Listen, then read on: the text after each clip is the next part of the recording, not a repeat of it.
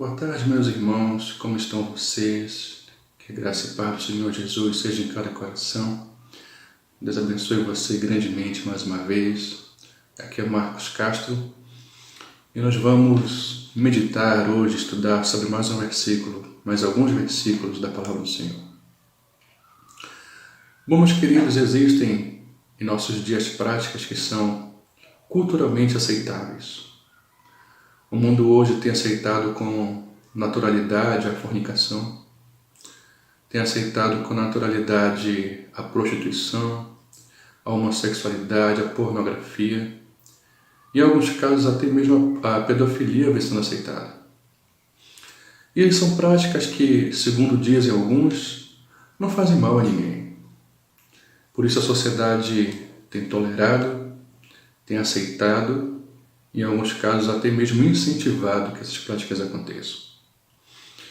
E muitos crentes, infelizmente, têm seguido o curso do mundo e aderido a essas práticas em suas vidas, também acreditando que não estão fazendo nada de errado, que não estão fazendo mal a ninguém. Mas, segundo a palavra de Deus, será que essas práticas são cabíveis ao crente? Vejamos então o que a palavra do Senhor nos diz neste momento. Em 1 Tessalonicenses capítulo 4, versículos 7 e 8, diz: Porque Deus não nos chamou para a impureza, mas para a santidade. Portanto, aquele que rejeita estas coisas não está rejeitando ao homem, mas a Deus que lhes dá o seu Espírito Santo. Paulo, em sua primeira carta aos Tessalonicenses, começa congratulando a igreja pela fidelidade em meio às perseguições, pois é uma igreja que tem servido de exemplo para as outras igrejas de cultura gentil. O relatório que Timóteo dá a respeito dessa igreja é um relatório favorável. Em 1 Tessalonicenses capítulo 3, versículo 6 diz: Agora, porém, Timóteo acaba de chegar da parte de vocês, dando-nos boas notícias a respeito da fé e do amor que vocês têm. Ele nos falou que vocês sempre guardam boas recordações de nós, desejando ver-nos, assim como nós queremos vê-los. A primeira carta de Paulo aos Tessalonicenses, ela mostra que aquela igreja estava progredindo na fé, estava crescendo em muitas áreas. Contudo, havia áreas em que precisava ser transformada e restaurada pelo poder do nome do Senhor Jesus. Por isso, então, o final da sua carta tem uma exortação que acontece nos capítulos 4 e 5. Devemos aqui compreender que a cidade de Tessalônica, que era a capital da Macedônia, era uma cidade de cultura grega. Ela foi fundada por Paulo, a igreja em Tessalônica foi fundada por Paulo em sua segunda viagem missionária e era basicamente composta por crentes gentios, isto é, que não eram judeus. Por isso o apóstolo menciona pecados que são tipicamente do mundo gentil e exorta aqueles irmãos em Cristo nesse sentido. Na cultura grega, os pecados de moralidade sexual eram muito comuns. Sendo assim, muitos daqueles irmãos tinham debilidade nessas áreas. E isso os impedia de viver uma vida santa para Deus. Mediante a isso, então, nós podemos afirmar que o crente deve evitar uma vida de impureza. E o crente deve evitar uma vida de impureza por dois motivos. E o primeiro motivo pelo qual o crente deve evitar uma vida de impureza é porque a impureza é uma desobediência a Deus. Primeiramente, então, devemos compreender a expressão impureza no grego, akartasia. Essa palavra diz respeito à impureza no sentido moral, a impureza proveniente de desejos sexuais, da luxúria e de uma vida devassa. Como já mencionamos, era um pecado comum dentro da cultura grega e da cultura romana, mas que precisava ser combatido dentro da igreja. E o primeiro argumento usado no texto abordado para combater tais práticas é o propósito de Deus. Paulo afirma que Deus não nos chamou para a impureza, e sim para a santidade. Deus criou o ser humano à sua imagem e semelhança. E o Deus é santo. Adão foi criado para viver em santidade. Foi criado para viver em obediência. Adão teve livre arbítrio para decidir obedecer ou não a Deus. E preferiu então desobedecer ao Criador. E como nosso representante federativo, com ele toda a raça humana pecou. A palavra do Senhor afirma em Romanos 5,12: portanto, da mesma forma como o pecado entrou no mundo por um homem, e pelo pecado a morte, assim também a morte veio a todos os homens, porque todos pecaram. Uma vez o pecado tendo entrado na raça humana, o ser humano ficou então inclinado ao pecado, sendo o homem natural dominado pelo pecado, como está em Eclesiastes 7, versículo 29.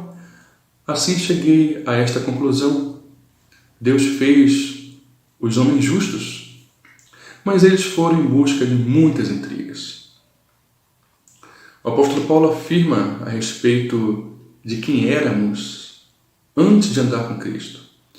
Em Efésios capítulo 2, versículos de 1 ao 3, vai dizer: vocês estavam mortos em suas transgressões e pecados, nos quais costumavam viver quando seguiam a presente ordem deste mundo e o príncipe do poder do ar, o espírito que agora está atuando nos que vivem na desobediência. Anteriormente, todos nós vivíamos entre eles, satisfazendo as vontades da nossa carne, seguindo os seus desejos e pensamentos.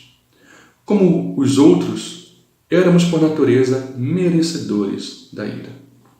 Ou seja, o ser humano passou a ser escravo do pecado, mas esse não foi o plano de Deus para o homem.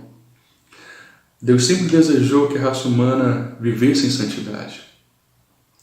O desejo do Senhor é que Israel fosse uma nação santa, como está em Levítico 20 e 26. Vocês serão santos para mim, porque eu, Senhor, sou santo. Eu os separei dentre os povos para serem meus. O desejo do Senhor é que a sua igreja seja santa.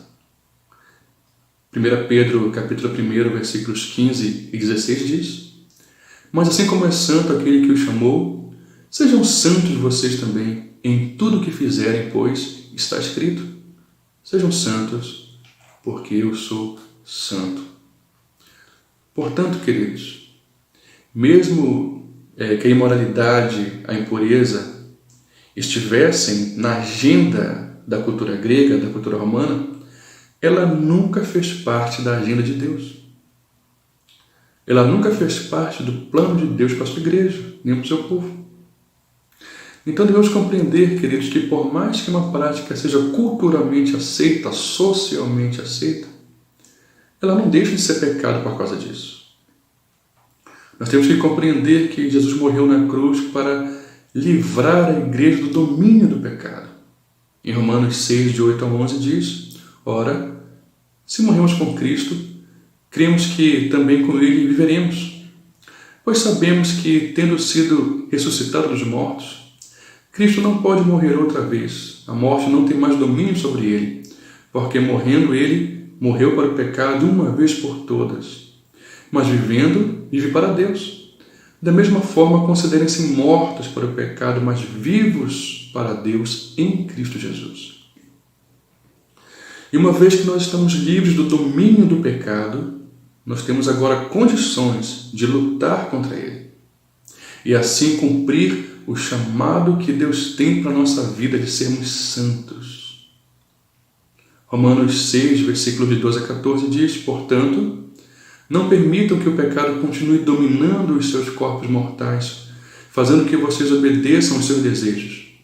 Não ofereçam os membros dos seus corpos ao pecado como instrumento de injustiça. Antes ofereçam-se a Deus, como quem voltou da morte para a vida, e ofereçam os membros de seus corpos a Ele, como instrumentos de justiça.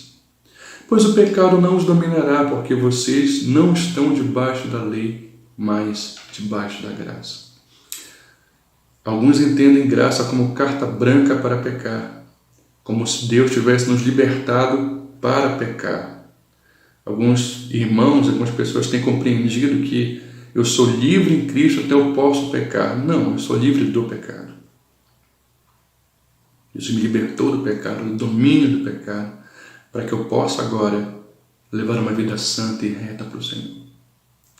Mas o segundo motivo para nós evitarmos uma vida de moralidade é que a imoralidade despreza o Espírito Santo. Quando a cultura grega do pecado estava enraizada no coração do homem, alguns chegam a pensar que aquele que está pregando, que o apóstolo Paulo, que os pregadores estão combatendo essas práticas baseadas em seus próprios pensamentos. Quando na verdade não tem nada de humano na exortação de Paulo. O apóstolo deixa claro em 1 Tessalonicenses 4, versículo 8, parte A: portanto, aquele que rejeita estas coisas não está rejeitando o homem. A exortação para abandonar a impureza sexual e viver uma vida de santidade não nasce no coração de Paulo. Não nasce no coração do pastor Marcos, mas no coração de Deus. Devemos então lembrar que Deus é santo, que Deus abomina o pecado. E se queremos ter um relacionamento sério com Deus, devemos andar em santidade. Hebreus 12, versículo 14, parte B diz: sem santidade ninguém verá o Senhor. Devemos então lembrar que a principal característica da terceira pessoa da Santíssima Trindade é a santidade. Por isso é chamado de Espírito Santo. E que nós, uma vez que nós confessamos a Cristo como o Senhor e Salvador, o Espírito passa a habitar em nós. Por isso Paulo afirma em 1 Coríntios 6,19: ou não sabeis que o vosso corpo é santuário do Espírito Santo que habita em vós, o qual possuís da parte de Deus e que não sois de vós mesmos? Portanto, uma vez que Cristo nos libertou do domínio do pecado e que o Espírito Santo passou a habitar em nós e nós deixamos de viver na escravidão do pecado, voltar ao pecado, voltar a essas práticas, é negar a obra do Espírito Santo de Deus. No versículo 8 vai dizer, portanto, aquele que rejeita estas coisas não está rejeitando o homem, mas a Deus que lhe dá o Espírito Santo. A expressão rejeitar, usada aqui, não deve ser entendido como não ter o Espírito Santo, ou mesmo não querer o Espírito Santo, mas um anular do agir do Espírito Santo. Temos que lembrar que, primeiro, o Espírito Santo é permanente na vida do crente, como o próprio Senhor Jesus afirmou em João 14, versículo 16. Eu pedirei ao Pai, e Ele lhes dará outro conselheiro para estar com vocês para sempre. Temos que lembrar que o Espírito Santo é uma pessoa, e sendo uma pessoa, nós podemos entristecê-lo com nossos pecados, como está em Efésios 4,30. E não entristeçais o Espírito Santo de Deus, com o qual fostes selados para o dia da redenção. Então, desse modo, os crentes em Tessalônica foram exortados a abandonarem seus pecados sexuais, pois dentro deles, dentro da vida desses crentes, estava o Espírito Santo, o Espírito de Deus, que é santo. E que esse Espírito sempre nos fortalece, nos incentiva a viver uma vida santa para Deus.